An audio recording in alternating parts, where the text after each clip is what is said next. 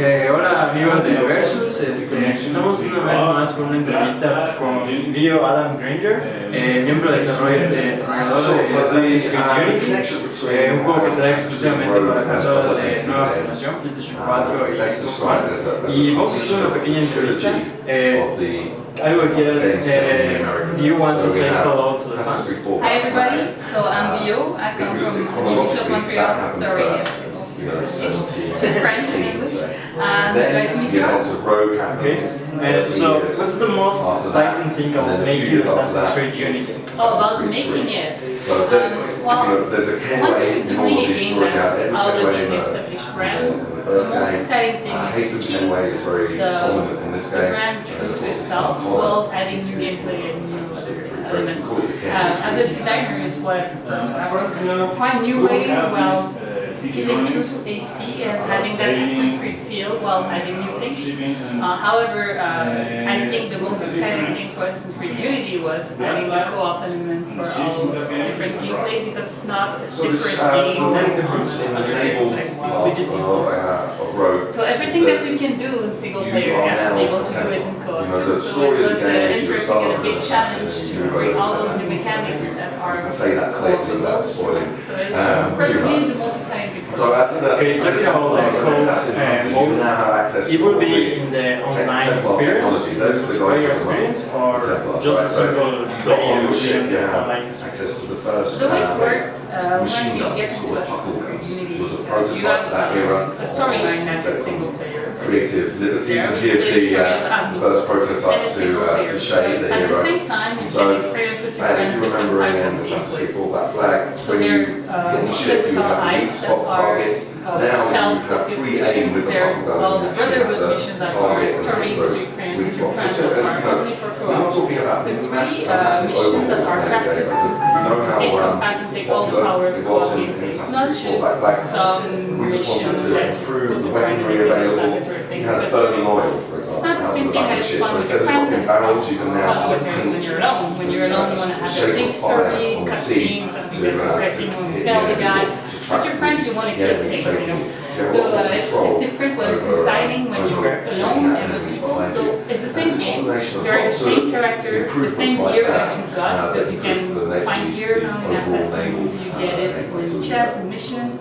You can change your stats. You can customize visually the assassins. All these questions can change. So it's still the same assassin that you're using with friends. However, it's different missions. So you have still that single player experience about the same length that all other receive, but you have on top of that all those moments. And you can play with your friends in the open world. Mess things up, kill guards, make races, find collectibles, do recheckpoints, all those things you can do them with your friends. So that you have some missions that are and some missions that are and seamless gameplay. You can jump and off the the ship. game will be exclusive on next-gen console, like PS4 and Xbox One. And what's the most motivating thing about working on those consoles? And that map itself is huge. When the new console came, were announced for us in the industry, we were very excited about what we could do, what we could not do. The most exciting thing for the new console to bring us was the ability to have that many NPC on the ground. When we decided to do the French Revolution, we knew that we had to wait for the next gen consoles. We had that many people in the street, riots, people are angry, people that have city, lots of cars, people firing at each other, the kings beheaded, so there's so many people there.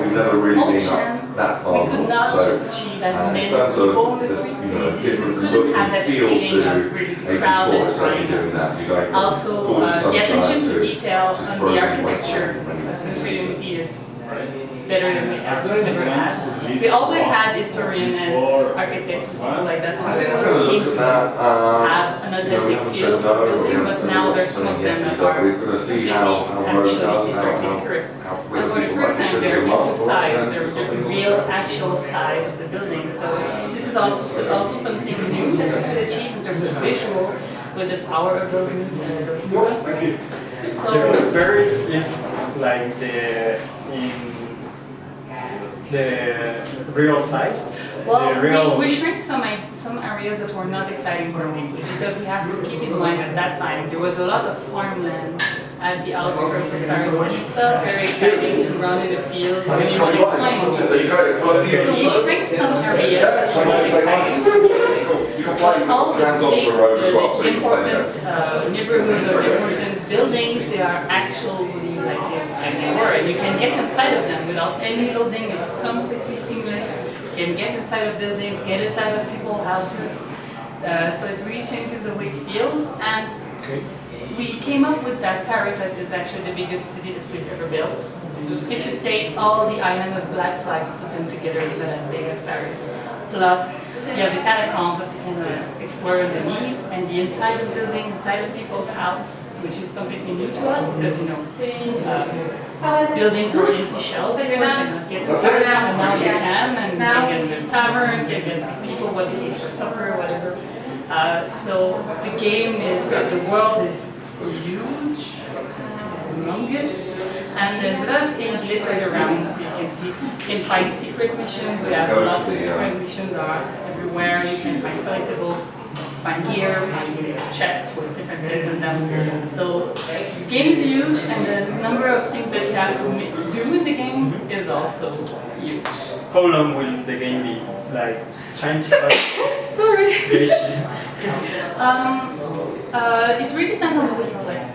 Basically, if you like to explore, obviously the game is bigger because an open world game, so it's going to take you longer. Like complete the 100%. Oh my, that would take a long time. We had playtests.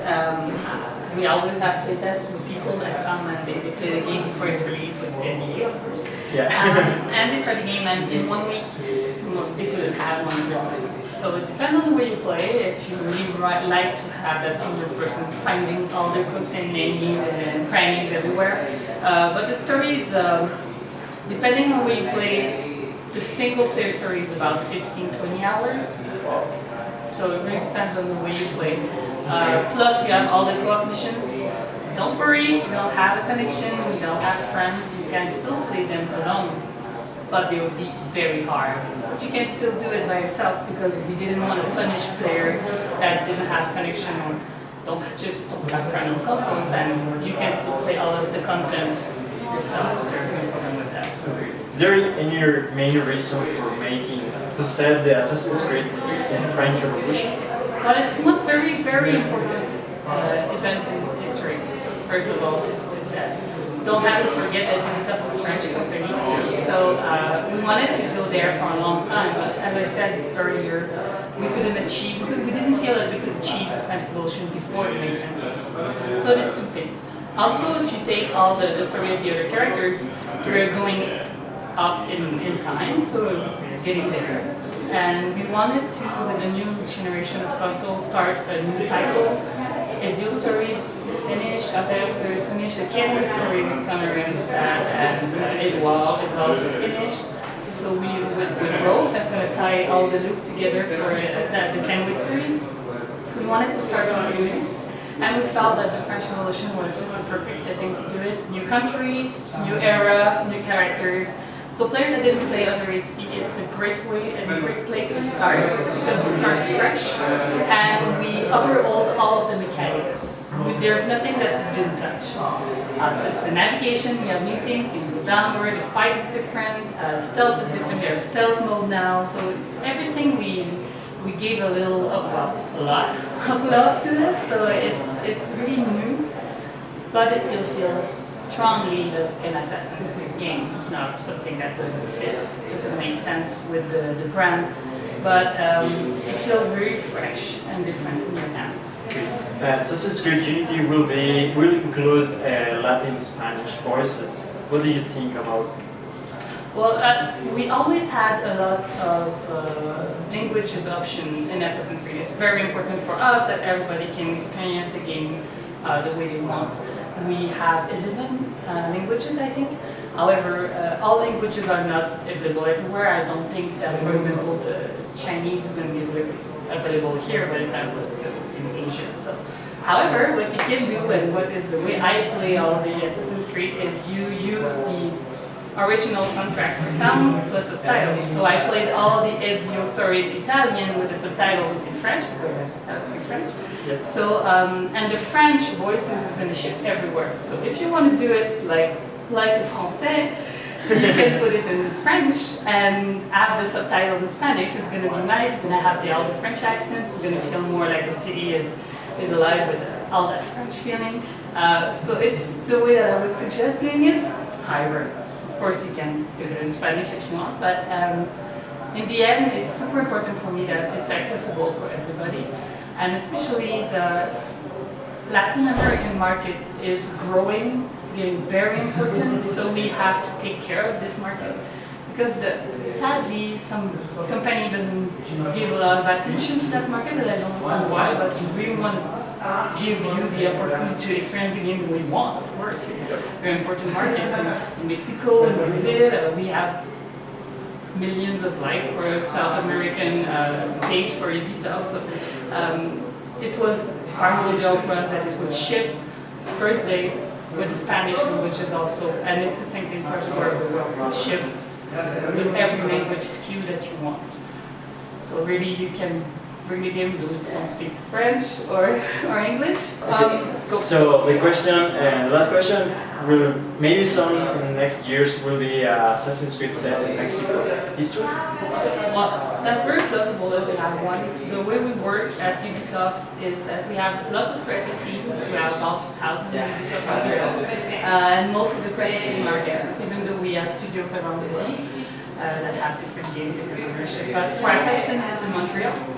So we have different creative team and they come up with ideas. So with a good story, good gameplay, and we present it to the studio and then we choose which ones we're going to do. So if we get a good story about Latin America, that would be great. There's tons of stories, super deep. It's not very explored in video games. There's not many games about that civilization, and it's extremely rich. But however, I just don't know because it's hard to know what those people are going to think because they're just creative geniuses. But maybe that's completely plausible. Or other games at Ubisoft because we really like to have that historical or realistic feeling to our games. So it's a possibility. I don't know. Maybe. Okay. Thank you so much, Maggie, for being here, and we hope we can see you tomorrow and I'll be at the weekend. Yes, I'm presenting the game myself. Okay. Thank you so much. Gracias amigos de Versus por esta pequeña entrevista, por verla, y pues seguimos en contacto y recuerden que Assassin's Creed Unity estará disponible el 11 de noviembre, November 11, exclusivamente en PlayStation 4 y Xbox One. Thank you.